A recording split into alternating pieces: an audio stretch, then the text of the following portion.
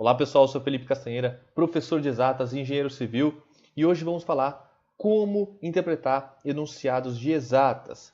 Muitas pessoas estudam bastante, chegam na prova e erram. Elas sabem a matéria, mas erram a interpretação do enunciado. Muitas vezes estudam bastante, dominam um assunto, mas a principal dificuldade e o principal motivo de irem mal nas provas é a interpretação do enunciado. E por que é tão difícil interpretar o enunciado? Bom, eu separei algumas coisas aqui de acordo com a minha opinião. O que eu percebo é que falta hábito de leitura às pessoas. A gente está muito acostumado com redes sociais, notícias rápidas, manchetes. Ninguém lê uma notícia inteira. Poucas pessoas leem livros. E a gente quer coisa rápida. Só que o enunciado precisa ser lido atentamente. Como a gente não tem esse hábito de leitura, a gente acaba querendo fazer de forma mais rápida, fazer de uma forma que a gente não está acostumado, e aí acaba tendo dificuldade. O segundo motivo é o nervosismo, é a pressa.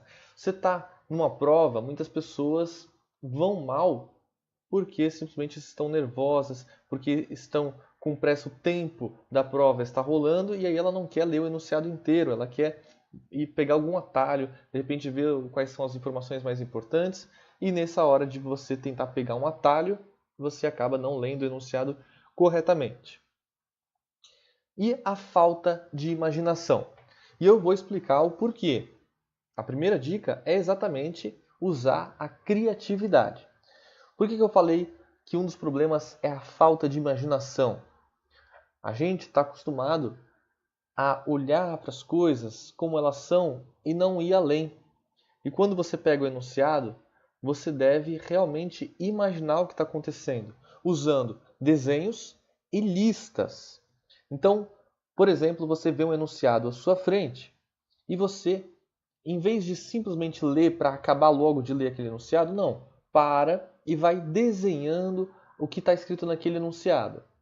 Atenção, ó, não tenha medo de desenhar mal, porque esse desenho não é para ficar bonito. Esse desenho é simplesmente para você conseguir imaginar o que está acontecendo no problema. Não adianta você ler rapidamente sem entender o que está acontecendo. E o desenho ajuda muito. A partir do momento que eu comecei a desenhar os problemas, isso me ajudou bastante. E outra dica é fazer listas. Lista do que está sendo dado, lista do que está sendo pedido, algumas listas de informações importantes. Isso também pode ser usado não só para exatas, mas também para outras questões. Então a segunda dica são os dados numéricos. Os dados numéricos são muito importantes para questões de exatas. Você vai circular, você vai anotar, você vai sublinhar, não sei o que você vai fazer, mas você vai prestar bastante atenção nos dados numéricos, tá? Sempre os números são importantes. Nem sempre você vai usar todos aqueles dados, ou obrigatoriamente você vai precisar de todos aqueles dados, mas é importante você circular, porque eles vão acabar sendo um guia aí para que você consiga resolver o exercício. E cada um desses dados numéricos, você tem que associar com as palavras dos enunciados. Qual grandeza é aquele número? E é muito importante você saber a unidade, porque sabendo a unidade, você vai saber a qual grandeza está associado esse número. Uma atenção aqui é números por extenso. Por exemplo, você está lá escrito o dobro, ou então, por exemplo, você tem um copo de 400 ml e um outro copo com o dobro do volume. O dobro do volume, ele vai estar escrito por extenso, ele não vai estar escrito em números. E quando está em números, por exemplo, esse número 2 aqui, ele fica bem destacado aos nossos olhos porque a gente está procurando o número em questão de exatas. Mas esse o dobro muitas vezes fica escondido, então você tem que ler todo o enunciado e sublinhar esse o dobro para você lembrar de usar essa informação.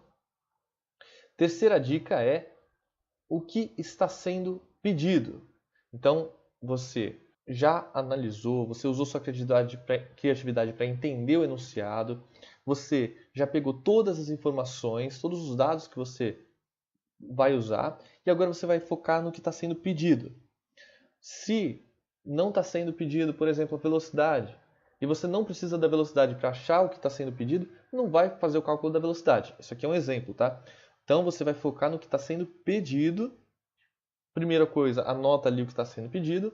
Depois, quais fórmulas eu posso usar para alcançar aquilo que está sendo pedido? Bom, posso usar essa fórmula aqui, aquela outra e aquela outra. Ok. Agora, eu tenho todos os dados dessas fórmulas? Se existe alguma fórmula que eu já tenho todos os dados, só falta aquilo que está sendo pedido, pronto. É essa fórmula que você vai usar. Agora, se você não tiver essa possibilidade, você vai pegar uma fórmula, mesmo que não contenha todos os dados, mas que você consiga calcular esses dados. Eu comparo como se fosse uma receita de bolo. Uma receita de bolo, você começa a fazer o bolo. Mas antes de começar, você precisa ter todos os ingredientes. E se você não tem o ingrediente, você precisa buscar primeiro. A fórmula é a mesma coisa. Você vai usar a fórmula. Mas antes de usar essa fórmula, você precisa buscar todos os ingredientes que tem nessa fórmula.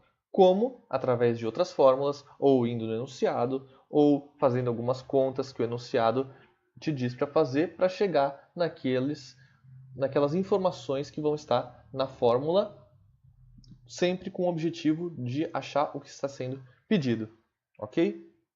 Então, essas são as dicas mais importantes. Se você se esqueceu de tudo que eu falei aqui, o mais importante, use muito bem a sua imaginação.